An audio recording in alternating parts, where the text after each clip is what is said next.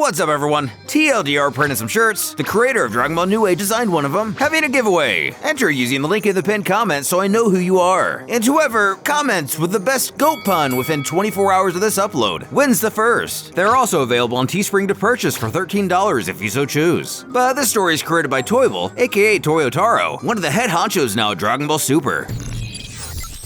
Traversing back to shortly after Son Goku first unlocked the Super Saiyan transformation and defeated the intergalactic emperor known as Lord Frieza.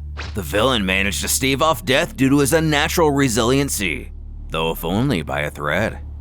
In a nearby ship, a soldier's voice echoes through the corridors, calling to King Cold, Frieza has been found.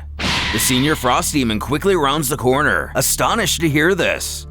Immediately, the crew ushers their fallen ruler into a medical machine. Though missing an arm and the entire lower half of his body, things definitely aren't looking good. Upon absorbing the reality of the situation, the king stands in disbelief on how this could be. But who is this at his side? We're left to wonder not only why in the world is the Kaioshin of the West alive, previously believed to have been killed by Majin Buu eons ago, but more so, what is she doing casually mingling with King Cold? Simultaneously, the aforementioned is still trying to comprehend how a mere Saiyan was able to do this to his son. The once proud dictator now reduced to pitifully crying out for his parents at the pain he's in, whimpering for both his father and mother. Is that the relevancy of the West Kaioshin here? After staring stoically into the tank, she turns to leave, Cold screaming he will get revenge on whoever did this. As she makes her way down the hall, another Frost Demon shouts out to his mother, greatly resembling Cooler. In a panicked sweat, it appears he has just caught wind that Frieza is alive, but the Kaio hisses she couldn't care less about the fate of that half-dead fool. The mere sound of her voice causes everyone nearby to stop in their tracks. She thinks to herself she no longer needs a son who isn't the most powerful in the universe, before screaming at a nearby henchman to prepare a ship immediately, who is quick to comply. All that is currently known is a Saiyan who calls himself Son Goku is the one who slayed Frieza, leaving the West Kaioshin to wonder what kind of man this warrior could be to execute such a feat, believing he might be the key to universal conquest. Her first goal is to establish contact with him before Cold and the others are able to. Suddenly, she snaps at the underling, shouting for him to hurry up as she plans on leaving immediately. The man apologizes in terror, revealing her name is Lila. Now, several decades have passed, and a crisis unlike any other before has drawn near the peaceful Earth.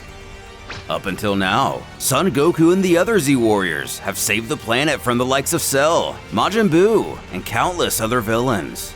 Even after the Dragon Team had appeared to come face to face with the most powerful of entities, alas, several more would arrive to threaten all of humanity, each somehow stronger than the last. With their final victory, Goku's role on his adoptive planet would ultimately come to an end, vanishing from the living world together with Shenron. The Earth was deprived of both its greatest hero and the Dragon Balls, although peace had been achieved in return. At Orange Star University in Satan City, a woman shuffles through the busy halls of the school, appearing to be Erasa, Gohan's former classmate at Orange Star High. She heads to a room labeled Son's office. Entering, she unveils a chamber of scattered textbooks, and who can be presumed to be Professor Son on the phone, frantically working on the papers in front of him, while simultaneously attempting to reschedule an academic conference with someone on the phone. The woman tries to get his attention from the doorway, to no avail. He's too encumbered by what's already on his plate. Her voice finally clicking, he whips around to apologize for unintentionally ignoring her, requesting she come back a little later. But that doesn't seem to be an option, as he is supposed to be giving a lecture at this very moment. At the realization she's correct, his elbow knocks into one of the towers of books on his desk, as maybe Erasa screams out in horror. Gohan is buried alive, but of course, he's unfazed, letting out a giggle at his predicament. He admits he forgot all about the lecture. While he takes a moment to compose himself, he quickly heads towards his designated classroom, wishing he could merely be left alone to focus solely on his research, but knows how impossible that is. After all, he is the only one in his family who works. Albeit a little late, he faces his students to greet them for the lesson. As he begins to explain the habitats of the seven-colored wart frog are few and far between, we find his brother amongst the students. One of his fellow classmates questions if he saw what happened on the news last night. With excitement, he replies he did. There was an alien caught at Satan Rock. While the pair go over how cool it is, a third student overhears what they're talking about. And in fact, she actually heard it's not an alien at all, but simply a shaven ape, which the boys find even more astonishing for some reason. Able to easily hear the less than quiet murmurs of the group, Professor Sung glares up at him in frustration. A fourth getting in on the debate, Palace. They all agree to find out for themselves after school. Interrupting. An emergency broadcast blares over the PA, informing a robbery has occurred in Keybird Town, and everyone in the area should exercise extreme caution. Though Palace seems a bit more focused on something else. Smiling, she's never seen an ape before, and whether there will be one or not, they just want to go find out. The ditzy young girl really stuck on hoping whatever it is indeed an ape. Her classmate chuckling, she would rather it be a zoo animal than a real-life alien. As Gohan begins to call for his brother's attention from behind, Goten expresses how he's looking forward to just the two of them. Really trying to get his attention. The adolescent turns around to inquire what he wants. He reminds of the broadcast, instructing him to get going already, though the boy argues he has plans today, and there's no way he's playing superhero right now. Hearing their big plans, Gohan doesn't figure how going to see a bald ape is excuse enough to skip out on his duties, threatening to cut his allowance if he doesn't leave this instant, putting him in quite a bind. Unfortunately, unlike his older brother, Goten isn't a fan of troubling himself with fighting crime. On the roof, away from prying eyes, he puts on his disguise.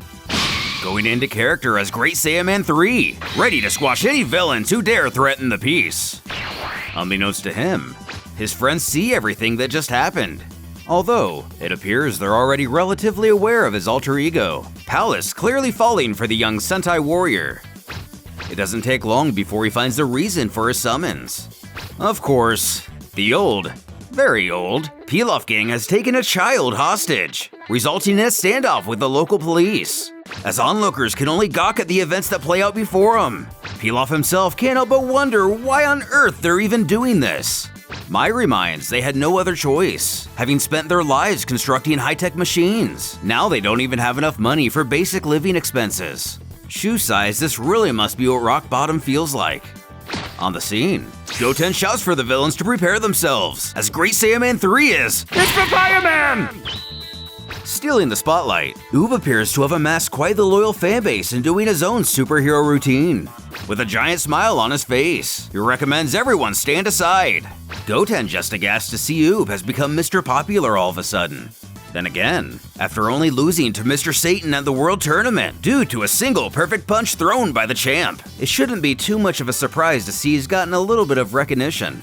Beckoning forth his foes.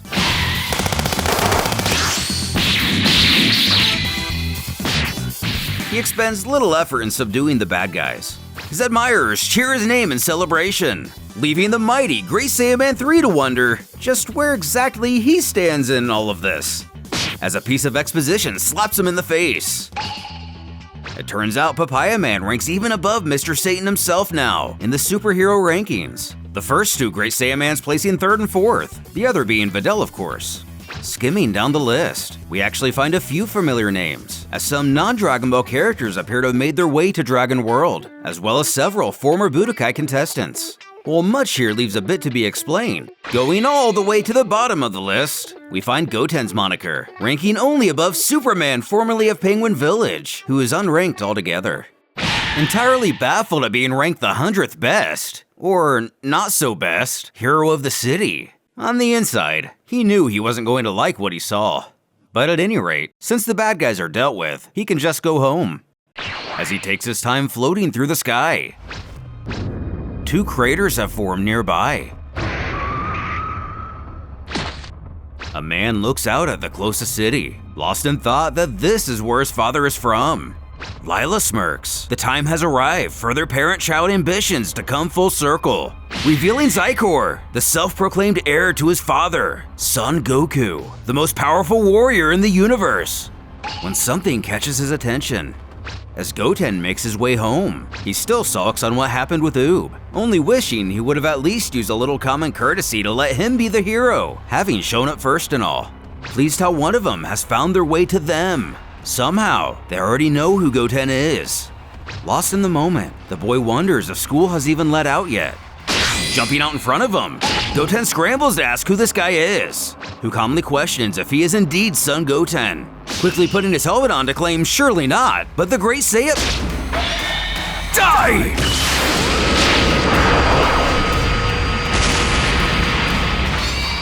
Sensing his brother's ki drop sharply, Gohan knows there is definitely something wrong, also feeling the insanely large ki that just popped up. Not only in Satan City are the vibrations of the attack felt, but it also reaches the distant mountain town Ten Shinhan resides in. Unfortunately, Goten stood no chance against the powerful blast, though he still lives. As Lilo realizes someone else is approaching, Gohan rushes into the aid of his brother, kneeling down at his side to see what, if anything, he can do. The others identify him immediately, asking if he's okay. Goten can barely speak, as Zycor touches down behind the pair. Gohan screams to know who he is and why he's done this, but the villain can only grin, questioning if he really is the fabled Son Gohan. Why is his energy so pathetically low? Choosing to ignore the insult, Gohan reiterates his previous inquiry. Without mincing words, Zycor reveals he is his other little brother. Though shocked, he doesn't fully bite, beckoning how that could possibly be true. Without giving a direct answer, the invader only chortles the two of them must really be half human after all, to be this pitiful. Right on time, Trunks and Vegeta arrive to offer their assistance. Happy to see the two, his confusion still lingers. Glancing over, Zycor takes interest in spotting a couple more Saiyans on this planet. The prince leers back at their foe, assuming he's the one responsible for taking out Goten. Though Gohan is still trying to figure out what the big picture here is, when Zycor spouts he is the ultimate genetic creation, possessing the genes of both the strongest warrior in existence and the most powerful deity, introducing himself by name to the Dragon Team. Gohan demands to know what he's on about. Lila appears behind him in an instant.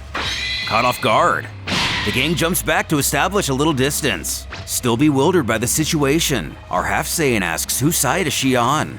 But with a wicked expression, she reveals Zycor's father is none other than the Earth's own Son Goku, and she herself is his mother. While in disbelief at this revelation, how could such a thing truly be?